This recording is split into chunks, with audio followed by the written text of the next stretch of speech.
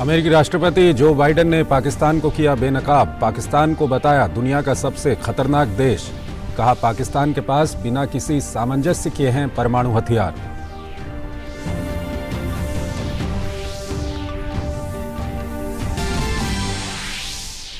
प्रधानमंत्री नरेंद्र मोदी ने स्वस्थ समाज के लिए मजबूत न्याय व्यवस्था पर दिया जोर।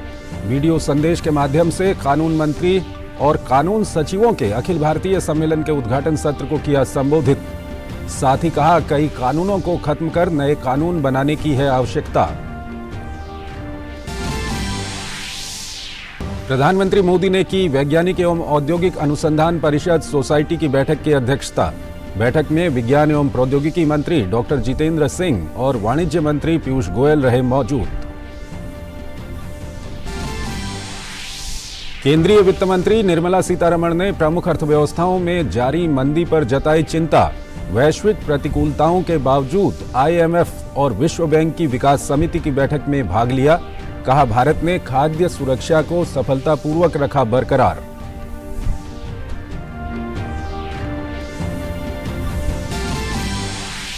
विदेश मंत्री डॉक्टर एस जयशंकर आज से मिस्र की 2 दिवसीय दौरे पर अपने समकक्ष समेह शुक्री के साथ पारस्परिक हित के द्विपक्षीय, क्षेत्रीय और अंतर्राष्ट्रीय मुद्दों पर करेंगे चर्चा। मिस्र में भारतीय समुदाय के लोगों से करेंगे संवाद।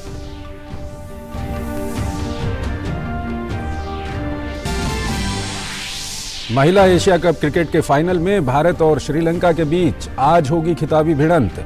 अब तक के प्रतियोगिता के 8 फाइनलों में पहुंची भारतीय टीम आज 7वीं बार खिताब पर कब्जा करने की करेगी कोशिश।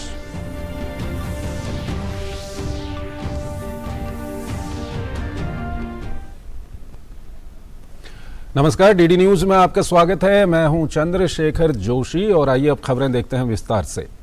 अमेरिकी राष्ट्रपति जो बाइडेन ने दुनिया के सामने पाकिस्तान का चेहरा बेनकाब किया है।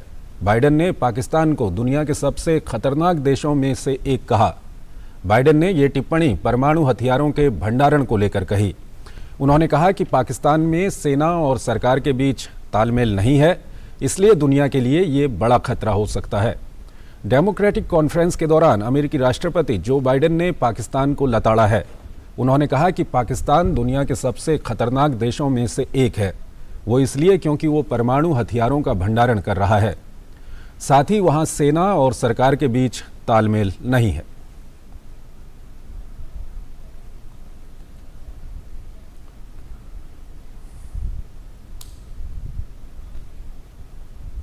और इस पूरी खबर पर हमारे संवाददाता मलिक अस्तर हमारे साथ जुड़ रहे हैं, उनसे हम बातचीत करेंगे। मलिक, सबसे पहले ये जानना चाहेंगे कि ये बयान जो राष्ट्रपति जो बाइडेन का आया है, ये कितना महत्वपूर्ण है पाकिस्तान को लेकर के?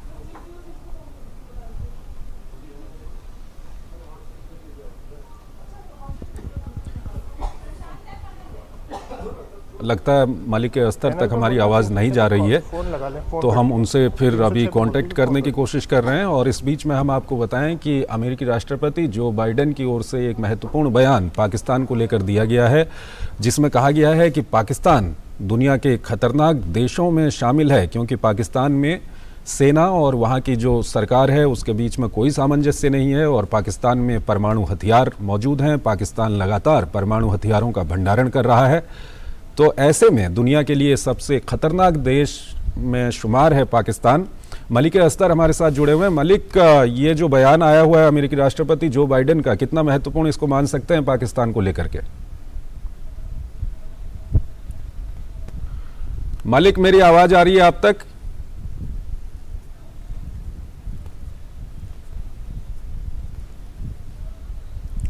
एक बार फिर हम उनको कांटेक्ट करने की कोशिश कर रहे हैं। हमारे संवाददाता मलिक अस्तर हमारे साथ जुड़ रहे हैं, पाकिस्तान को लेकर के अच्छी खासी जानकारी वो रखते हैं। इस बीच में हम आपको बता दें कि अमेरिकी राष्ट्रपति जो बाइडेन की ओर से एक महत्वपूर्ण बयान पाकिस्तान को लेकर आया है, जिसमें कहा गया है कि पाकिस्तान खतरनाक देशों में शुमार है दुनिया के, क्योंकि पाकिस्तान में वहाँ की सरकार और वहाँ की सेना के बीच में कोई सामंजस्य नहीं है और ऐसे माहौल में पाकिस्तान में परमाणु हथियार मौजूद हैं। पाकिस्तान लगातार परमाणु हथियारों का भंडारण कर रहा है, तो दुनिया के लिए ये काफ़ी खतरा बना हुआ है। अमेरिकी राष्ट्रपति जो बाइडेन ने ये बयान दिया है। हमारे संवाददाता मलिक अस्तर से हम बातचीत करने की कोशिश कर रहे हैं। मलिक, मेरी आवाज आ रही है आप तक? अब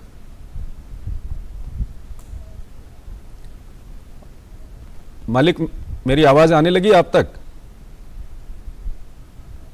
एक लंबे समय में अमेरिका के किसी शीर्ष नेता की तरफ से शायद सबसे ज्यादा गंभीर तरीके से पाकिस्तान को रेप्रिमांड किया गया है। हाँ। और वो भी कोई इंटरनल ब्रीफिंग नहीं थी, बल्कि एक प्रॉपर एक उनकी पार्टी का, डेमोक्रेटिक पार्टी का एक इवेंट था लॉस एंजलिस में, जिसके अंदर अमेरिकी राष्ट्रपति ने ये बात कही और उन्होंने कहा कि उनके विचार में दुनिया में अगर कोई सबसे खतरनाक देश है तो वो पाकिस्तान है। उन्होंने इसके साथ में इसके बहुत व्याख्या नहीं की, लेकिन एक हवाला दिया जो बताता है कि उनको असल चिंता किस चीज़ को लेकर है। और उन्होंने कहा कि वहाँ का जो परमाणु कार्यक्रम है पाकिस्तान का, उसमें कोई सामंजस्य नहीं है। अब इस पूरी बात को अगर आप एक परिप्रेक्ष्य में देखें तो उस संबोधन के दौरान उन्होंने रूस का जिक्र किया, पुतिन का जिक्र किया, चीनी राष्ट्रपति शी जिनपिंग का जिक्र किया, और जो पिछले 1-2 हफ्ते के अंदर अंतर्राष्ट्रीय स्तर पर घटनाक्रम हो रहा है, जिस तरह से रूस की तरफ से नाटो को धमकियां दी जा रही हैं, नाटो की तरफ से जवाब में रूस को धमकियां दी जा रही हैं, और खुलेआम बात हो रही है परमाणु हथियारों के इस्तेमाल को लेकर। तो इस वक्त अंतर्राष्ट्रीय स्तर पर सबसे बड़ी जो चिंता बनी हुई है वो ये कि जिस जिस के पास परमाणु हथियार हैं, जिन देशों के पास, उनकी सुरक्षा का एक बड़ा सवाल है, और उनका किस तरह से संयमित तरीके से उनको रखा जाए, इसको लेकर एक दुनिया भर में एक चिंता है। तो अमेरिकी राष्ट्रपति का इस मौके पर यह कहना और पाकिस्तान के बारे में इतने कड़े शब्दों का प्रयोग करना और वहाँ के परमाणु कार्यक्रम को मेंशन करना, ये बताता है कि अमेरिका असल में पाकिस्तान के जो परमाणु हथियार हैं उनको लेकर चिंतित है। और उसकी चिंता इस बात को लेकर भी है कि पाकिस्तान ने जिस प्रकार से आतंकवाद को एक स्टेट पॉलिसी के तौर पर यूज किया है, जिस प्रकार से पाकिस्तान के पड़ोस में हमने देखा कि अफगानिस्तान में अगस्त 2021 के बाद तालिबान वहां पर सत्ता में आ चुके हैं, और पाकिस्तान का जो परमाणु हथियार का जखीरा है उसकी सुरक्षा अपने आप में उस पर एक नया सवाल पैदा हो गया है। तो इसको देखते हुए ऐसा लगता है कि अमेरिका इस मामले पर बहुत चिंतित है, और वो इस बात को खुलेआम अंतर्राष्ट्रीय मंच पर इन रिकॉर्ड्स को साफ करना चाहता है, बताना चाहता है कि उन्हें किन देशों के बारे में ये चिंता है, और उसने खास तौर पर पाकिस्तान के बारे में इतनी स्पष्टता के साथ अपने बात को रखा है। मलिक, ये अच्छी बात है कि बाइडेन प्रशासन को जो गंभीरता है भारत के पड़ोस में, किस तरह का खतरा यहाँ पर पल रहा है, उसका अंदाजा उनको लग रहा है। लेकिन इस सब के बीच एक महत्वपूर्ण सवाल यह है कि बाइडेन प्रशासन के अंदर ही पाकिस्तान को IMF के थ्रू मदद दी जाती है, हथियारों की सप्लाई की जाती है, तो इसको आप किस तरह से देखेंगे? देखिए, ये सवाल तो है अमेरिका से, और ये बार बार किया भी जाता है कि जब अमेरिका इस बात को जानता है कि पाकिस्तान, और ये मैं एक बात और स्पष्ट करना चाहूँगा कि ये पहली बार नहीं है जब अमेरिका ने इस तरह से कहा है। पाकिस्तान भले ही उसका रणनीतिक साझेदार बनने की बात कहता हो, लेकिन पिछले कई सालों से लगातार अमेरिका की तरफ से सरकारी स्तर पर बहुत खुले शब्दों में पाकिस्तान को बार बार रिप्रिमांड किया गया है। दिसंबर 2019 में पाकिस्तान के एक बहुत सीनियर ऑफिशियल ने, अमेरिका के बहुत सीनियर ऑफिशियल ने पाकिस्तान की जो एयरफोर्स है उसको चिट्ठी लिखी और कहा कि हमने जो आपको F-16 दिए हैं आप उनका दुरुपयोग कर रहे हैं। इसके बाद इसी पिछले साल दिसंबर में हमने देखा कि पाकिस्तान, अमेरिका की जो एक आतंकवाद संबंधी समिति है उसने अपनी रिपोर्ट में कहा कि आतंकवाद को नियंत्रित करने के लिए पाकिस्तान को जो कुछ करना चाहिए था वो उसने नहीं किया है। और ये जो समय है बाइडेन की टिप्पणी का, ये इसलिए भी महत्वपूर्ण है कि अभी 18 अक्टूबर को FATF की मीटिंग होने वाली है, जिसमें पाकिस्तान ये उम्मीद कर रहा था कि 5 साल बाद वो ग्रे लिस्ट से बाहर आ सकता है। तो ऐसे में ये लगता है कि अभी पाकिस्तान को लेकर जो अंतर्राष्ट्रीय स्तर पर चिंताएं हैं, पाकिस्तान की हरकतों को देखते हुए उनके बारे में कोई अंतर्राष्ट्रीय स्तर पर कोई संतोष नहीं है, और ये लग रहा है अंतर्राष्ट्रीय बरादरी को कि पाकिस्तान अपनी उन्हीं नीतियों पर चल रहा है जिसको लेकर वो क्षेत्र ही नहीं बल्कि अंतर्राष्ट्रीय शांति के लिए एक बड़ा खतरा बनकर पिछले काफी दिनों से खड़ा हुआ है। मलिक, इस बयान के बाद क्या ये आशा की जा सकती है कि बाइडेन एडमिनिस्ट्रेशन की ओर से जो पाकिस्तान को IMF के थ्रू भी मदद की जा रही है, हथियारों की सप्लाई भी की जा रही है, उस पर कुछ रोक लग सकती है? मेरे ख्याल में बाइडेन का जो ये बयान है ये शायद एक वार्निंग है पाकिस्तान के लिए, और इसके बारे में जो पाकिस्तान के विदेश मंत्रालय उसकी तरफ से एक स्टेटमेंट भी आया है, और उन्होंने इस बात पर हैरानी जाहिर की है कि बाइडेन ने इस तरह का बयान क्यों दिया है। तो पाकिस्तान जाहिर है अब कोई रिएक्ट करने की पोजीशन में नहीं है, क्योंकि वो इतना निर्भर है अमेरिका के ऊपर, और अमेरिका जिस तरह से बात कर रहा है अगर उसको और खुलकर करे तो पाकिस्तान की और ज़्यादा बदनामी ही होगी, क्योंकि वो चीज़ें और खुलकर सामने आएंगी। लेकिन इस वक्त ये बात सही है कि पाकिस्तान को अमेरिका की बहुत ज़रूरत है, क्योंकि पाकिस्तान में जिस तरह की आर्थिक तबाही हुई है, उसके बाद IMF का जो बेल आउट पैकेज है वो उसके लिए बहुत ज़रूरी हो गया है। और ऐसे में अगर अमेरिका उसका साथ देने में पीछे हटता है तो पाकिस्तान के लिए बहुत मुश्किल हो सकती है। लेकिन ये क्या वहाँ पर उस IMF की पॉलिसी मेकिंग में और अमेरिका का जो उस पर प्रभाव है उसमें कोई इसकी भूमिका होगी इस बयान की, ये अभी देखना होगा। शुक्रिया मलिक अस्तर इन तमाम जानकारियों के लिए। और अब हम अगली खबर की ओर आपको लिए चलते हैं। नक्सली संगठनों से संबंध रखने के मामले में दिल्ली यूनिवर्सिटी के पूर्व प्रोफेसर GN साईं बाबा और अन्य आरोपियों को दोषमुक्त करार देने के बॉम्बे हाईकोर्ट के फैसले पर सुप्रीम कोर्ट ने रोक लगा दी है। हाईकोर्ट ने UAPA के तहत कार्रवाई के लिए सैंक्शनिंग अथॉरिटी से अनुमति नहीं लेने के चलते निचली अदालत के फैसले को रद्द कर दिया था। आज सुप्रीम कोर्ट में विशेष सुनवाई के दौरान जस्टिस MR शाह की पीठ ने कहा कि हाईकोर्ट का फैसला पूरी तरह तकनीकी बिंदुओं पर है, जबकि ये मामला देश की सुरक्षा से जुड़ा हुआ है और बेहद संगीन है। मौजूदा परिस्थिति में बेहतर यही होगा कि फिलहाल हाईकोर्ट के आदेश को निलंबित रखा जाए। विकास हमारे साथ जुड़े हुए हैं। विकास, क्या कुछ अपडेट है इस खबर को लेकर के? जी चंद्रशेखर, इसमें जब महाराष्ट्र सरकार सुप्रीम कोर्ट पहुंची थी कल ही, तभी कोर्ट इस बात के लिए तैयार हो गया था कि वो शनिवार को छुट्टी के दिन भी एक अर्जेंट हियरिंग देगा। और इस पर जब आज सुनवाई हुई तो जस्टिस MR शाह ने एक सबसे महत्वपूर्ण जो टिप्पणियां की वो ये की कि हाईकोर्ट का फैसला जो है उसमें वो मेरिट पर नहीं गया है हाईकोर्ट, और सीधे सीधे सिर्फ प्रोसीजरल लैप्स की बात पर इस मामले में सभी दोषियों को राहत दे दी है। अब कोर्ट का ये कहना है कि इसमें कई कानूनी और तकनीकी बिंदु हैं जिन पर बहस होनी है और उसमें वक्त लगेगा। ऐसे में सुप्रीम कोर्ट के मुताबिक बेहतर यही होगा कि फिलहाल इस हाई कोर्ट के फैसले पर रोक लगा दी जाए और दलीलें जो हैं उनको सुनने के लिए दोनों पक्षों को समय दिया जाए कि दोनों पक्ष अपनी अपनी दलीलें रखें। तो कुल मिलाकर बात यह है कि GN साईं बाबा की रिहाई नहीं होगी बॉम्बे हाईकोर्ट के आदेश के बावजूद, क्योंकि सुप्रीम कोर्ट ने फिलहाल जजमेंट को सस्पेंड कर दिया है, निलंबित रखा है, जब तक कि सुप्रीम कोर्ट इस पर किसी अंतिम निष्कर्ष पर ना पहुंच जाए। तकनीकी पेश चंद्रशेखर इसमें यहाँ था कि UAPA के तहत मुकदमा चलाते समय एक सैंक्शन लेना होता है कॉम्पिटेंट ऑफिसर से, या तो केंद्र सरकार की, अगर केंद्र सरकार से जुड़ा मामला है, या राज्य सरकार की। इस स्थिति में यह हुआ कि GN साईं बाबा के खिलाफ जब आरोप पत्र दाखिल किया गया और यहाँ तक कि आरोप जब तय कर दिए गए, तब तक भी एक कॉम्पिटेंट अथॉरिटी से सैंक्शन नहीं लिया गया था। इसी तकनीकी बिंदु को उठाया। बाकी 5 लोगों के मामले में जो सैंक्शन आए थे उसमें भी टेक्निकल इश्यूज थे, उसमें भी जो प्रोसीजरल लैप्सेस की बात थी वो बॉम्बे हाईकोर्ट ने स्वीकार की थी, नागपुर बेंच ने, और इसीलिए सभी को राहत देते हुए ये कहा था कि ये सभी डिस्चार्ज किए जाते हैं, क्योंकि बड़ा प्रोसीजरल लैप्स हुआ है ट्रायल कोर्ट में, विशेष अदालत में, और इसीलिए इन सबको राहत दे दी थी। दूसरी बात ये थी कि कोर्ट ने ये कहा था कि क्योंकि अब ये लोग काफी समय जेल में रह चुके हैं, इसीलिए बॉम्बे हाईकोर्ट ने कहा था कि इन्हें रिहा किया जाए बेल बॉन्ड पर तुरंत इन सभी को, और उसके बाद सीधे महाराष्ट्र सरकार सुप्रीम कोर्ट पहुंची और सुप्रीम कोर्ट में तुरंत अगले ही दिन सुनवाई के लिए बेंच तैयार थी और आज ये आदेश दे दिया है। अब इसमें आगे क्या जो बिंदु हैं उन पर क्या बहस होगी ये तो आने वाले दिनों में साफ हो पाएगा। लेकिन जस्टिस MR शाह ने कहा कि वो मेरिट में नहीं जा रहे हैं, हाईकोर्ट भी मेरिट में नहीं गया फैसला देते समय, और आज उन्होंने कहा कि मैं भी मेरिट में नहीं जा रहा हूं, और फिलहाल बेहतर उनको ये लगता है कि इस आदेश को सस्पेंड कर दिया जाए। शुक्रिया विकास इन तमाम जानकारियों के लिए। और दर्शकों को हम सीधे लिए चलते हैं हिमाचल प्रदेश के सिरमौर, जहां पर गृह मंत्री अमित शाह इस वक्त एक चुनावी सभा को संबोधित कर रहे हैं। प्रकार के देवी देवताओं का प्रत्यक्ष वास जहां पर है, ये देवभूमि को मैं प्रणाम कर मेरी बात की शुरुआत कर।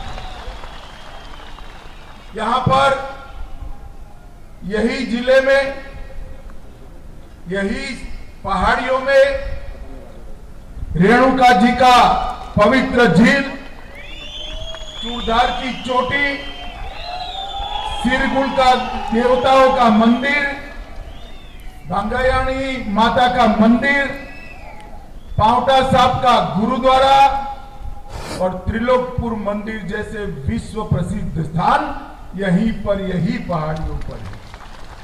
और मित्रों, सबसे पहले परमवीर चक्र देने का की श्री सोमनाथ शर्मा को देने का काम भी हमारे हिमाचल ने किया है। आज हिमाचल प्रदेश, मैं तो यहां आया था जयराम भाई ने कहा सिरमौर वालों को, हाटी समुदाय वालों को मिलना है। साच अर्थ में मैं कहता हूं, जयराम भाई आए तब मुझे मालूम नहीं था कि आप लोगों के मन में इतना दर्द, इतना पीड़ा ये अन्याय के सामने पड़ा हुआ है। मित्रों, आज मैं आपको कहने आया हूं कि नरेंद्र मोदी जी ने एक निर्णय कर गिरिपाल क्षेत्र के हाटी समुदाय को 55 वर्ष के संघर्ष को एक झटके में समाप्त कर दिया। मोदी जी आपकी तकलीफ समझते हैं, क्योंकि सालों तक यहां संगठन का काम किया। वो हमेशा कहते हैं हिमाचल मेरा है, और बड़े भाव से, बड़े गर्व से कहते हैं हिमाचल मेरा है, क्योंकि हिमाचल वासियों से उनको लगाव है। मित्रों, यहां पर 154 ग्राम पंचायतों में हमने जनजातीय क्षेत्र का दर्जा दिया है। 389 गांव और 1,60,000 लोग यहां पर लाभान्वित होने वाले हैं। और सिर्फ आप लोग नहीं, आपकी 25 पुश्ते भी इसका फायदा उठाने वाली हैं। तीनों प्रकार के आरक्षण, चाहे शिक्षा में हो, चाहे राजनीतिक हो, चाहे सरकारी नौकरियों का, ये तीनों आरक्षण हाटी समुदाय को अब मिलने वाले हैं। इसकी मैं आपको लाख लाख बधाई दूंगा।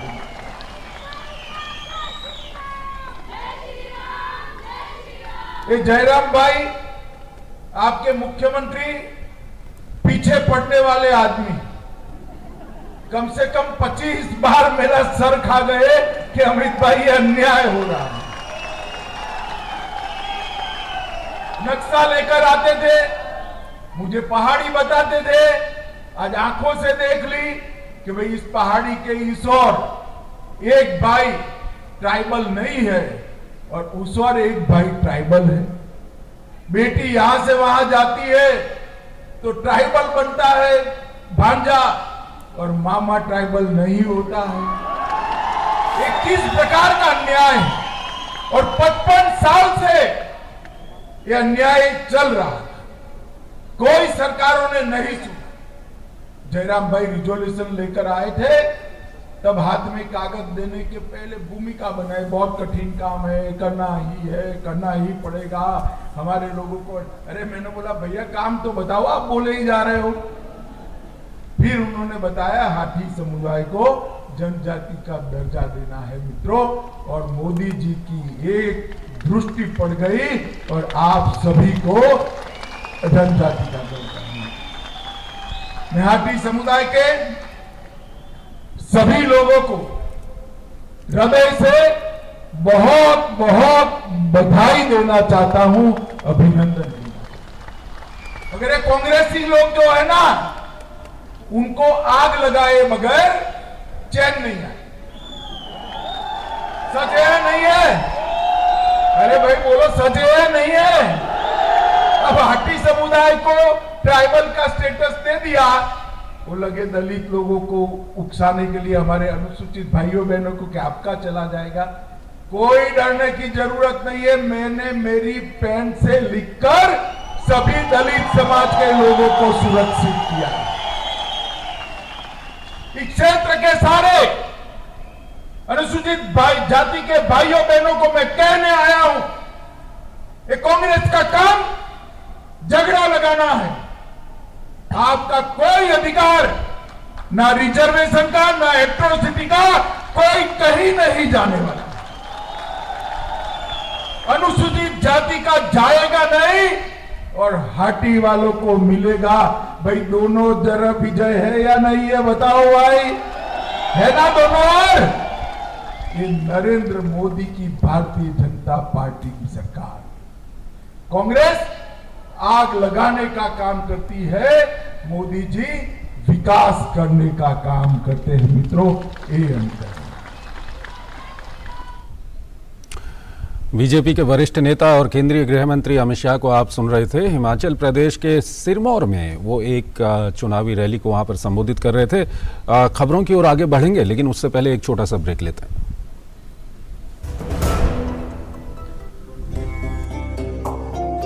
हमारा देश भारत आजादी का अमृत महोत्सव मना रहा है। आइए हम भी इस महोत्सव में भाग लें। सड़क पर रहते हुए बच्चों को आपने कई बार देखा होगा।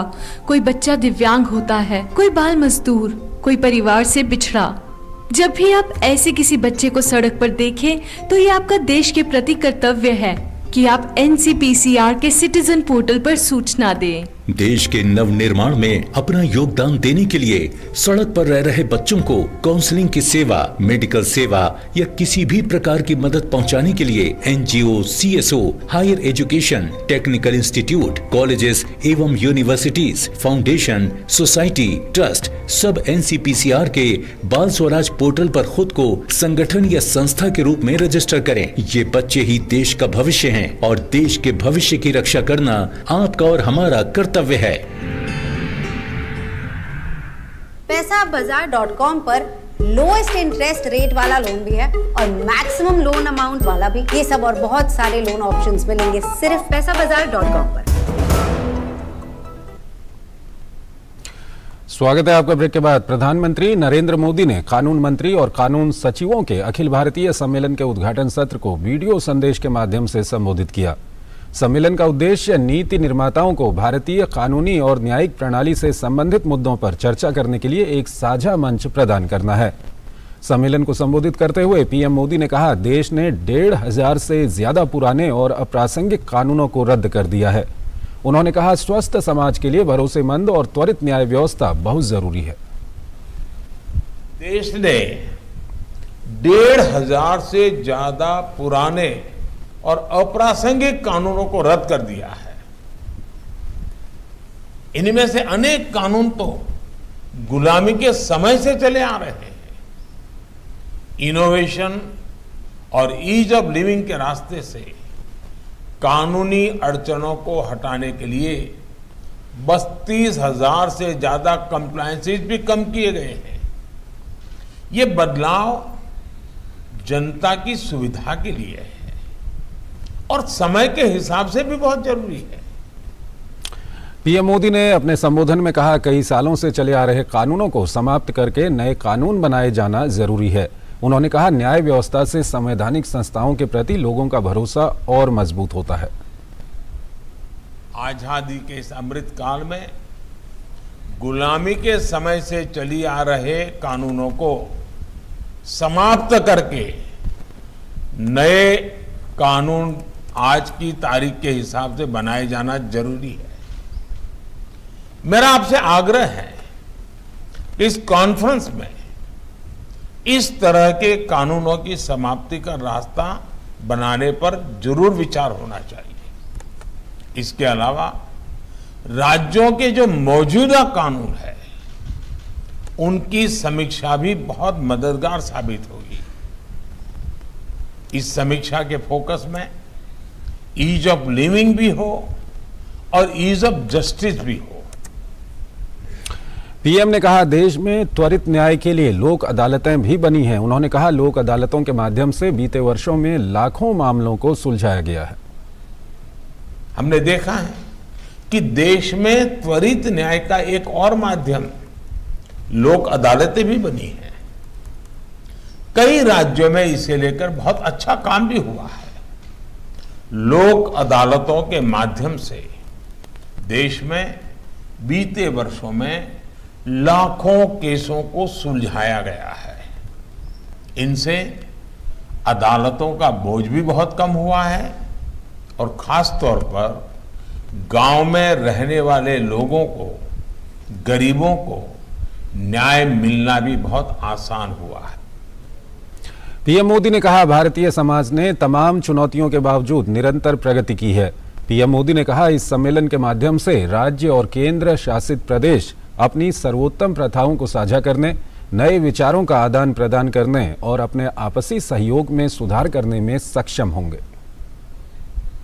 सरकार हो, संसद हो, हमारी अदालतें हो, ये तीनों एक तरह से एक ही मां, संविधान रूपी माता की संतान है। इसलिए कार्य भिन्न होने के बावजूद अगर हम संविधान की भावना को देखें तो वाद विवाद के लिए, एक दूसरे से होड़ के लिए कोई गुंजाइश नहीं रहती। एक मां की संतान की तरह ही तीनों को मां भारती की सेवा करनी है। तीनों को मिलकर 21वीं सदी में भारत को नई ऊंचाई पर ले जाना है। मुझे उम्मीद है कि इस कॉन्फ्रेंस में जो मंथन होगा उससे देश के लिए लीगल रिफॉर्म्स का अमृत जरूर निकलेगा। केंद्रीय कानून मंत्री किरण रिजिजू ने भी कानून मंत्री और कानून सचिवों के अखिल भारतीय सम्मेलन को संबोधित किया। कानून मंत्री ने अपने संबोधन में कहा कि मजबूत न्यायिक व्यवस्था के बिना देश आगे नहीं बढ़ सकता। उन्होंने राज्यों और न्यायिक व्यवस्था के दरमियान तालमेल पर भी जोर दिया। We all aspire to make India as a very progressive and very prosperous nation. And without a robust judicial system, a country cannot progress to the extent we desire to see our country to be. Without the cooperation and collaboration between judiciary and executive, we will not be able to translate the visions, the actions, all kind of laws passed by the parliaments and the assemblies. Now the parliament and the assemblies of India are very robust. As a large economy, India is the fastest large economy in the world. So the response from the judiciary, the matters which are in the court also should be supplementing to the need of the time. प्रधानमंत्री नरेंद्र मोदी ने नई दिल्ली में वैज्ञानिक और औद्योगिक अनुसंधान परिषद society की बैठक की अध्यक्षता की। बैठक में विज्ञान एवं प्रौद्योगिकी मंत्री डॉक्टर जितेंद्र सिंह और वाणिज्य मंत्री पीयूष गोयल भी मौजूद रहे। वैज्ञानिक और औद्योगिक अनुसंधान परिषद सोसाइटी का गठन 2019 में किया गया था। कृषि मंत्रालय 17 और 18 अक्टूबर को 2 दिवसीय कार्यक्रम का आयोजन कर रहा है। इस मौके पर केंद्रीय कृषि मंत्री नरेंद्र सिंह तोमर ने कहा कि कार्यक्रम में प्रधानमंत्री नरेंद्र मोदी किसान सम्मान निधि की अगली किस्त में किसानों के खाते में 16,000 करोड़ रुपए भेजेंगे। 17 और 18 अक्टूबर को कृषि मंत्रालय 2 दिवसीय कार्यक्रम आयोजित कर रहा है। 17 अक्टूबर को प्रधानमंत्री जी किसान सम्मान निधि योजना के अंतर्गत 16,000 करोड़ रुपए की राशि किसानों के खातों में अंतरित करेंगे। कृषि मंत्री नरेंद्र सिंह तोमर ने कहा कि कृषि के स्टार्टअप सम्मेलन का उद्घाटन किया जाएगा। 2014 के बाद से देश में स्टार्टअप को बढ़ावा दिया जा रहा है। उन्होंने कहा कि कृषि के क्षेत्र में और स्टार्टअप के आने से किसानों को फायदा मिलेगा। साथ साथ कृषि के विकास में स्टार्टअप अहम रोल अदा करेगा।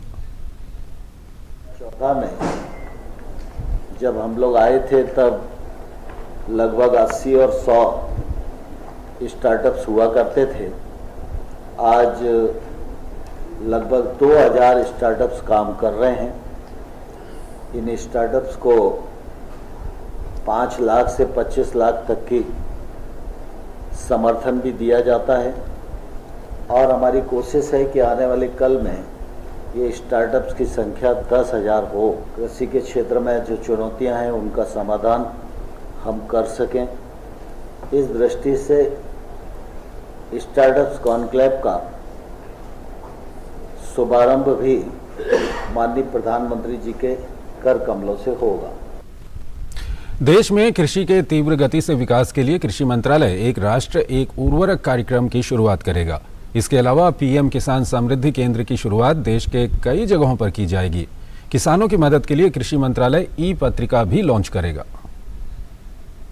उर्वरक मंत्रालय के माध्यम से भी एक बहुत महत्वाकांक्षी कार्यक्रम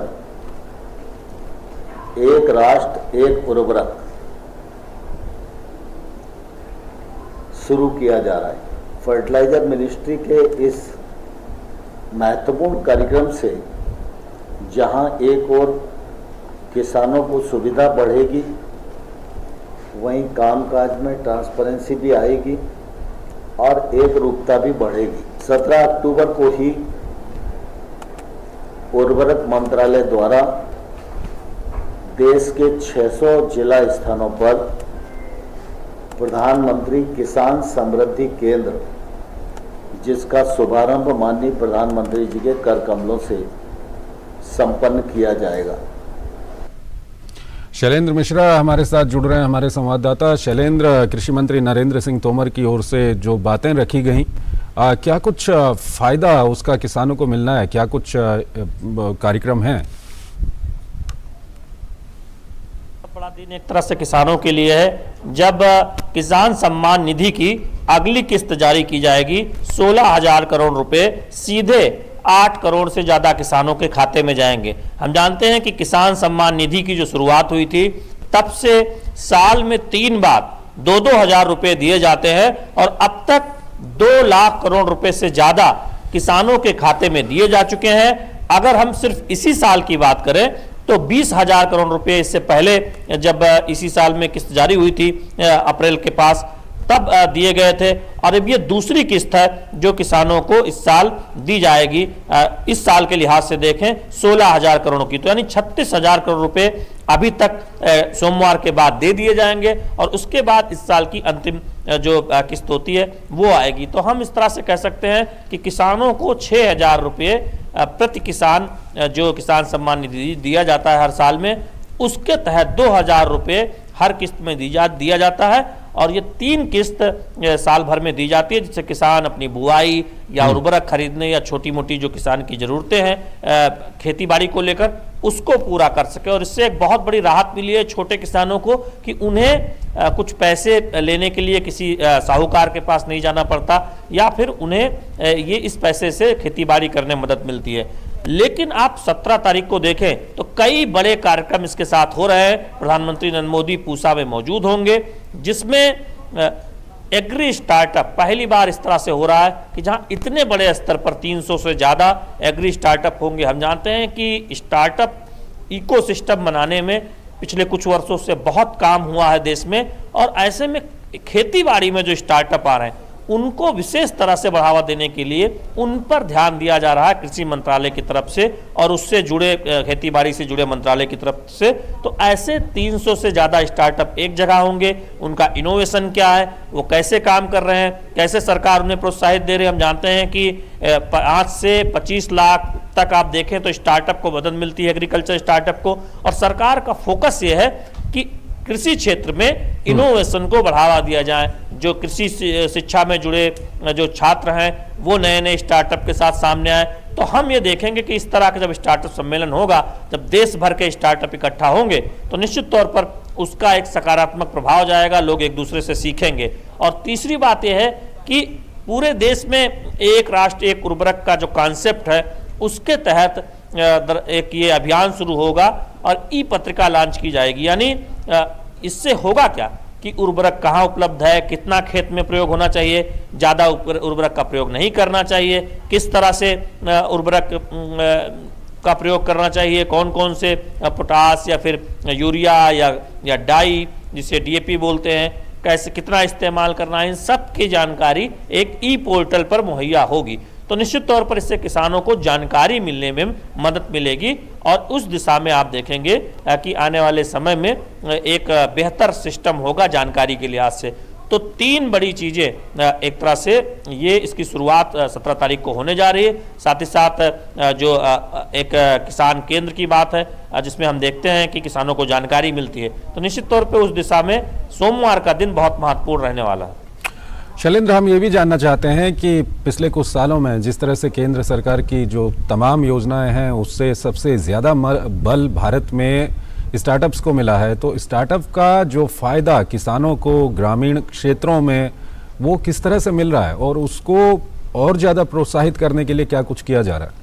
ये देखिए, स्टार्टअप है क्या, ये हमें समझना होगा। सामान्य जो व्यवसाय लोग करते हैं, कारोबार करते हैं, स्टार्टअप वो है जो दरअसल इनोवेशन के जरिए किसी एक सेक्टर में कोई समस्या को हल करने में, लोगों की जो जिंदगी है उसे आसान बनाने में या फिर व्यवसाय बढ़ाने में मदद करता है। तो ऐसे में हम देखेंगे जब एग्रीकल्चर में, कृषि क्षेत्र में ज़्यादा स्टार्टअप आएंगे तो उसका सकारात्मक असर खेतीबाड़ी पर, कृषि पर, किसानों पर पड़ेगा। तो यानी आप देख लीजिए कि ड्रोन के जरिए जिस तरह से अब उर्वरक के छिड़काव की बात हो रही है, तो उससे होगा क्या कि किसानों को जो उर्वरक छिड़कने के दौरान, कीटनाशक छिड़कने के दौरान खासतौर पर जो दिक्कत होती है उससे वो बच सकेंगे।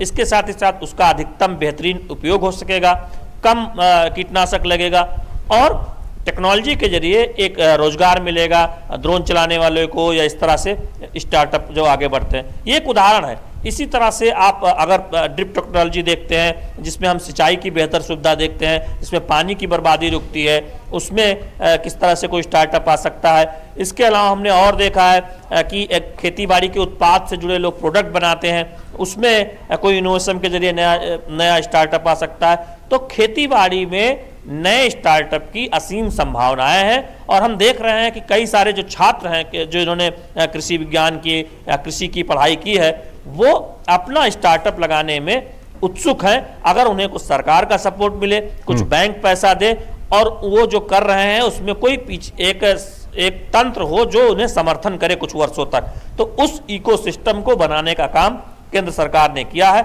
और यही वजह है कि हम देख रहे हैं कि 100 से कम स्टार्टअप थे अगर आप आज से 7-8 साल पहले जाएं एग्रीकल्चर सेक्टर में, जिनकी संख्या बढ़कर 1500 से ज्यादा हो गई। मैं रजिस्टर्ड स्टार्टअप की बात कर रहा हूं और आप छोटे मोटे उद्यमी जो कृषि क्षेत्र में है छोटे स्तर पर, वो और हो सकते हैं। शुक्रिया आपका शैलेंद्र, इन तमाम जानकारियों को हमारे दर्शकों तक पहुंचाने के लिए। और अब अगली खबर की ओर हम चलेंगे। वित्त मंत्री निर्मला सीतारमण ने प्रमुख अर्थव्यवस्थाओं में जारी मंदी, कमोडिटी की कीमतों में वृद्धि और वित्तीय स्थितियों के कारण अर्थव्यवस्था के लिए प्रमुख नकारात्मक जोखिमों पर चिंता व्यक्त की। वॉशिंगटन डीसी स्थित IMF मुख्यालय में अंतर्राष्ट्रीय मुद्रा और वित्तीय समिति की बैठक को संबोधित करते हुए केंद्रीय वित्त मंत्री निर्मला सीतारमण ने कहा, वैश्विक बाधाओं के बावजूद भारतीय अर्थव्यवस्था सही दिशा में बनी रहेगी। इसके अलावा उन्होंने वित्त वर्ष 2022-2023 में भारतीय अर्थव्यवस्था 7% की दर से बढ़ने का अनुमान जताया।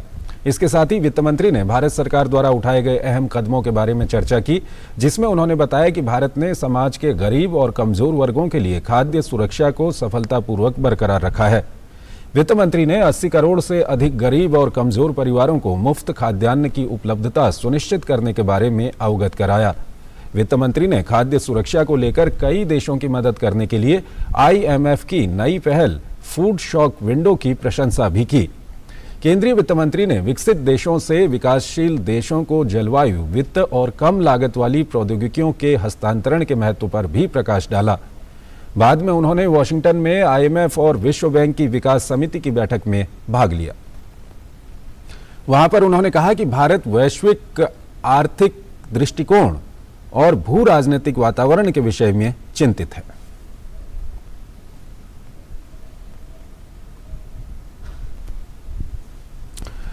केंद्रीय वित्त मंत्री निर्मला सीतारमण ने IMF की उप प्रबंध निदेशक गीता गोपीनाथ के साथ भी मुलाकात की। खाद्य और ऊर्जा सुरक्षा मुद्दों, वैश्विक ऋण कमजोरियों, जलवायु मामलों और G20 इंडिया प्रेसिडेंसी सहित कई वैश्विक मामलों पर चर्चा की गई। विदेश मंत्री डॉक्टर एस जयशंकर आज से मिस्र के 2 दिन के दौरे पर हैं। विदेश मंत्री डॉक्टर एस जयशंकर ने आज मिस्र की राजधानी काहिरा में विदेश नीति के क्षेत्र से संबंधित प्रतिष्ठित हस्तियों से मुलाकात की। विदेश मंत्री डॉक्टर एस जयशंकर ने क्षेत्रीय और वैश्विक राजनीति में दोनों देशों के बीच संबंधों और अंतर्दृष्टि के लिए उनके समर्थन का आभार जताया। अपनी यात्रा के दौरान डॉक्टर जयशंकर मिस्र के विदेश मंत्री से द्विपक्षीय, क्षेत्रीय और अंतर्राष्ट्रीय मुद्दों पर विचार विमर्श करेंगे। वो मिस्र में भारतीय समुदाय के लोगों से संवाद करेंगे। मिस्र भारत का सबसे बड़ा व्यापारिक साझेदारों में से एक है। भारत और मिस्र के बीच मजबूत मैत्रीपूर्ण संबंध रहे हैं। दोनों देश इस वर्ष राजनयिक संबंधों के 75 वर्ष पूरे होने का जश्न मना रहे हैं। केंद्रीय मंत्री अनुराग सिंह ठाकुर ने गुजरात के ध्रांगधरा में एक जनसभा को संबोधित किया। जनसभा को संबोधित करते हुए उन्होंने कहा कि गुजरात के विकास मॉडल को प्रधानमंत्री नरेंद्र मोदी ने देश के कोने कोने में ले जाने का काम किया है। दुनिया का ही नहीं, देश का सबसे सुंदर रिवर फ्रंट बनाने की बात हो तो अहमदाबाद में बना है। पहली फाइनेंशियल सिटी देश की बनने की बात हो तो गुजरात में बनने का काम हुआ है। सरदार सरोवर डैम सबसे बड़ा बना हो तो नरेंद्र मोदी जी ने गुजरात में बनाने का काम किया है। वाइब्रेंट गुजरात की शुरुआत हो तो गुजरात से हुई और गुजरात के विकास मॉडल को आज देश के कोने कोने तक ले जाने का काम हुआ है तो गुजरात के कारण नरेंद्र मोदी जी ने किया है। ये गुजरात का विकास मॉडल ये आज गुजरात गौरव यात्रा के साथ जुड़कर देखा जाता है। गुजरात गौरव यात्रा गुजरात की आशाओं और आकांक्षाओं की बात। केंद्रीय मंत्री अनुराग सिंह ठाकुर ने कहा कि प्रधानमंत्री नरेंद्र मोदी ने काशी, अयोध्या, राम मंदिर और हर जगह देश की धरोहर और संस्कृति को बचाने और आगे बढ़ाने के लिए कदम उठाए हैं। विश्वनाथ धाम की बात हो, अयोध्या जी की बात हो, राम मंदिर की बात हो, अगर हर जगह सांस्कृतिक धरोहर को बचाने का और आगे बढ़ाने का काम किया है तो नरेंद्र मोदी जी ने और भारतीय जनता पार्टी ने देश में किया है। ये अपने आप में दिखता है कि हमने गौरवशाली इतिहास को बचाया भी है, आगे बढ़ाने का काम भी किया है। फिल्म निर्माता एकता कपूर को सुप्रीम कोर्ट ने जोरदार फटकार लगाई है। सुप्रीम कोर्ट ने शुक्रवार को निर्माता एकता कपूर की वेब सीरीज XXX में आपत्तिजनक सामग्री को लेकर उन्हें फटकार लगाई है। जस्टिस अजय रस्तोगी और जस्टिस CT रवि कुमार ने अपनी कड़ी टिप्पणी में कहा, कुछ तो किया जाना चाहिए, आप इस देश की युवा पीढ़ी के दिमाग को प्रदूषित कर रहे हैं। पीठ ने कहा, OTT ओवर द टॉप सामग्री सभी के लिए उपलब्ध है और उनके वकील से सवाल किया कि आप लोगों को किस तरह का विकल्प प्रदान कर रहे हैं। बम निरोधक दस्ते ने जम्मू कश्मीर के बांदीपोरा जिले में बडियारा और कंबाथी गांव क्षेत्र के बीच बांदीपोरा सोपोर सड़क पर पाए गए IED को निष्क्रिय किया। हरियाणा गुरुग्राम के बिलासपुर इंडस्ट्रियल एरिया में ऑटो पार्ट्स बनाने वाली एक कंपनी में आग लग गई। दमकल की गाड़ियां मौके पर मौजूद हैं। जानकारी के मुताबिक बिलासपुर इंडस्ट्रियल एरिया में ऑटो पार्ट्स बनाने की कंपनी में अचानक आग लग गई। अनुमान जताया जा रहा है कि आग लगने की वजह से ऑटो पार्ट्स बनाने वाली कंपनी को लाखों रुपये का नुकसान हो सकता है। कृतज्ञ राष्ट्र आज मिसाइल मैन के नाम से मशहूर भारत रत्न विजेता और पूर्व राष्ट्रपति डॉक्टर APJ अब्दुल कलाम को जयंती पर नमन कर रहा है। डॉक्टर अब्दुल कलाम की जयंती पूरी दुनिया में विश्व छात्र दिवस के रूप में मनाई जाती है। संयुक्त राष्ट्र संघ ने डॉक्टर अब्दुल कलाम को दुनिया भर के छात्रों को प्रेरित करने वाले छात्र के रूप में सम्मानित करते हुए 15 अक्टूबर 2010 से विश्व छात्र दिवस मनाने की घोषणा की थी। डॉक्टर APJ अब्दुल कलाम का जन्म 15 अक्टूबर 1931 को हुआ था। 21वीं सदी के भारत को समर्थ, सशक्त और सक्षम बनाने में उनका योगदान अतुलनीय रहा है। उनके आदर्श और अनमोल विचार युवाओं के प्रेरणा स्रोत हैं। वहीं प्रधानमंत्री नरेंद्र मोदी ने डॉक्टर APJ अब्दुल कलाम की जयंती पर उन्हें नमन किया। उन्होंने ट्वीट के माध्यम से कहा, हमारे पूर्व राष्ट्रपति डॉक्टर APJ अब्दुल कलाम को श्रद्धांजलि। एक वैज्ञानिक और एक राष्ट्रपति के रूप में हमारे देश के लिए उनका योगदान बहुत सराहनीय है। डॉक्टर APJ अब्दुल कलाम ने समाज के हर वर्ग के साथ तालमेल बिठाया। इसके साथ ही उन्होंने एक वीडियो भी साझा किया।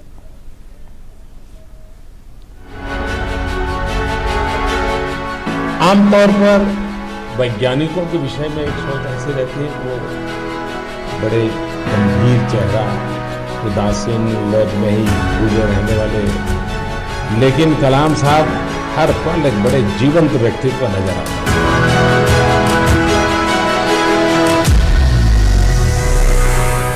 जैसे उनके बाल थे वैसा उनके भीतर एक बालक था।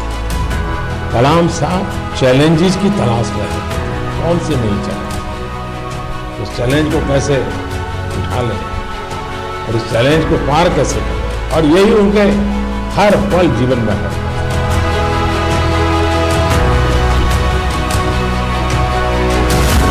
भारत शक्तिशाली हो लेकिन सिर्फ शस्त्रों से शक्तिशाली हो, ये कलाम साहब की सोच नहीं थी।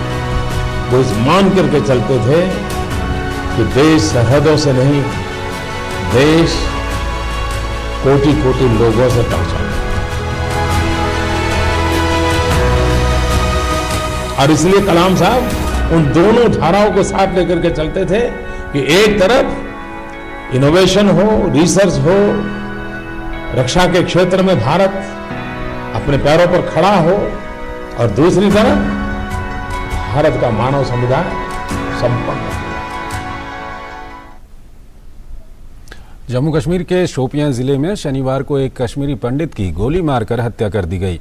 कश्मीरी पंडित की पहचान पूरन किशन भट्ट के रूप में हुई है। आतंकियों के द्वारा गोली मारने के बाद उन्हें तुरंत अस्पताल में भर्ती कराया गया, जहां चिकित्सकों ने पूरन किशन भट्ट को मृत घोषित कर दिया। इलाकों को खाली करा लिया गया है और हत्यारों की तलाश की जा रही है।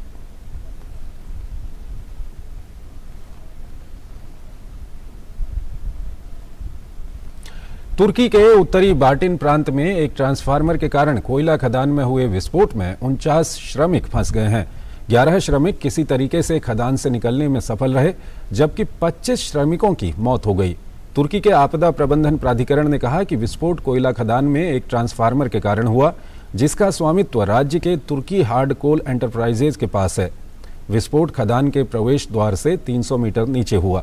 खदान में घायल हुए लोगों को एम्बुलेंस से अस्पताल में ले जाया गया।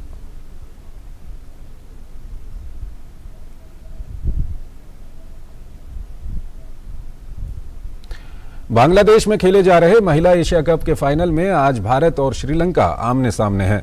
श्रीलंका की टीम ने टॉस जीतकर पहले बल्लेबाजी का फैसला किया है, लेकिन भारतीय टीम ने उनके इस फैसले को गलत साबित करते हुए श्रीलंका को एक के बाद एक झटके दिए।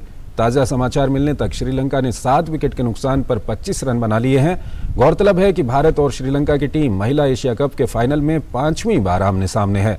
भारतीय टीम ने अभी तक खेले गए सभी 8 संस्करणों के फाइनल में जगह बनाई है, जिसमें 6 बार टीम इंडिया एशियाई चैंपियन बनी है, जबकि श्रीलंका अपने पहले खिताब के इंतजार में है।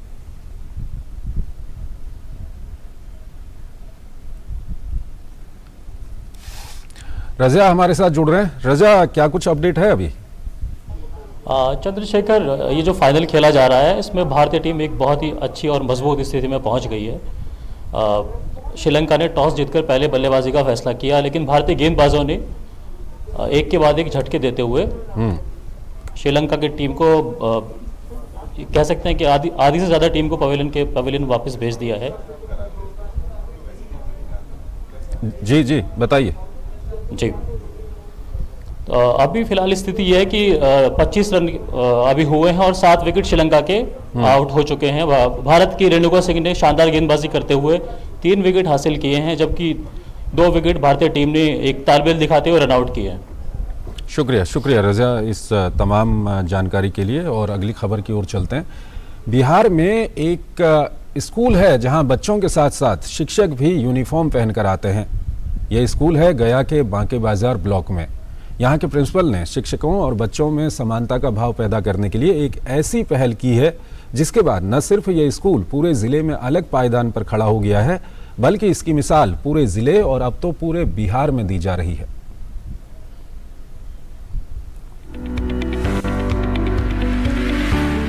इस स्कूल का नज़ारा देखकर आपको ये ख्याल नहीं आता कि ये शायद कोई प्राइवेट स्कूल होगा। ऐसा अनुशासन तो शहरों के कुछ प्राइवेट स्कूलों में ही देखने को मिलता है, पर ऐसा बिल्कुल नहीं है। तो फिर यहाँ बच्चों से लेकर शिक्षक तक हर कोई यूनिफॉर्म में क्यों है? और तो और रसोइया और गार्ड भी एक जैसी ड्रेस में है। यह लगता है कि बच्चे यह नहीं पूछते कि सर आप लोग क्यों नहीं ड्रेस में रहे। इसीलिए हम सोचे कि नहीं, हम लोग भी सभी के सभी ड्रेस में रहेंगे। लेकिन हमारे शिक्षकों के द्वारा यह मांग की गई कि सर फर्स्ट बार कम से कम आप अपने निजी फंड से हमें आपूर्ति कर दें। हमने सहर्ष स्वीकार कर लिया और मैंने सभी शिक्षक को, गार्ड को, रसोइया को अपने निजी फंड से ड्रेस की व्यवस्था किया। मुनैया स्कूल गया जिले के जिस ब्लॉक में आता है, वहाँ नक्सलियों का प्रभाव है। बावजूद इसके बच्चों की पढ़ाई के प्रति ललक देखने लायक है। उनके इस उत्साह को स्कूल प्रबंधन ने सिर आंखों पर लिया और तय किया कि स्कूल का पूरा स्टाफ भी यूनिफॉर्म में आएगा। इसके लिए सभी ने अपना एक निजी फंड बनाया और ये यूनिफॉर्म तैयार कराया। यहाँ 13 टीचर्स हैं, इसके अलावा 5 रसोइया और गार्ड भी हैं। सरकारी स्कूल में ड्रेस कोड का पालन करने वाला पूरे जिले में ये पहला स्कूल बन गया है। इससे बच्चे भी बेहद खुश हैं। बार बैठक हो रही थी, इसी बीच हुआ कि जब बच्चे सभी 100% उपस्थिति है उनकी पोशाक में, तो फिर हम लोग क्यों नहीं, हम लोग भी अपना एक दिखाएं ताकि उनका प्रभाव बच्चों पर पड़ सके और एक अन्य लोगों के लिए भी अनुकरणीय हो सके। इसलिए हम लोग एक चीज़ सोच करके और ड्रेस कोड बनाए। यहाँ का अनुशासन जो है अब अच्छा ही चलता है। सब बच्चे ड्रेस में, टीचर सब ड्रेस में, सब अच्छे आते हैं, पढ़ाई सब अच्छी होती है।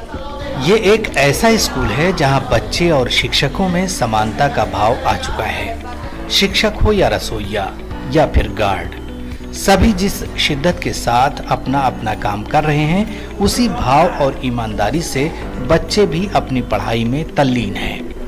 यहाँ बाकी स्कूलों के मुकाबले ज्यादा सुविधाएं मौजूद हैं और पढ़ाई लिखाई का माहौल भी बेहतर है। कुछ अलग करने की चाहत में इस स्कूल ने बाकी स्कूलों के लिए भी नया करने का रास्ता खोल दिया है। Bureau report, DD news. Ukraine में युद्ध के बीच राष्ट्रपति वोलोदिमीर ज़ेलेंस्की ने कीव में डिफेंडर्स डे मनाने के समारोह के दौरान सैनिकों को सम्मानित किया। यूक्रेन के लिए शहीद होने वालों की याद में एक कार्यक्रम के दौरान 1 मिनट का मौन भी रखा गया। ज़ेलेंस्की ने सैनिकों को गोल्डन स्टार से नवाजा और सैन्य इकाइयों को मानद उपाधियां सौंपी। राष्ट्रपति वोलोदिमीर ज़ेलेंस्की ने शुक्रवार को रूस पर जीत और यूक्रेन के लिए स्वतंत्रता का वादा करते हुए डिफेंडर्स डे मनाया। एक वीडियो संबोधन में ज़ेलेंस्की ने यूक्रेन के सशस्त्र बलों को अपने देश की रक्षा करने के लिए धन्यवाद दिया। उन्होंने कहा कि यूक्रेन से जो कुछ भी छीना गया है उसे वापस लिया जाएगा और कोई भी सैनिक कैद में नहीं रहेगा। 24 फरवरी से यूक्रेन पर किए गए रूस के आक्रमण ने हजारों लोगों की जान ले ली है, जबकि लाखों लोग विस्थापित हुए हैं और कई शहरों में तबाही हुई है। यूक्रेन पर रूसी आक्रमण ने वैश्विक अर्थव्यवस्था को नुकसान भी पहुंचाया है।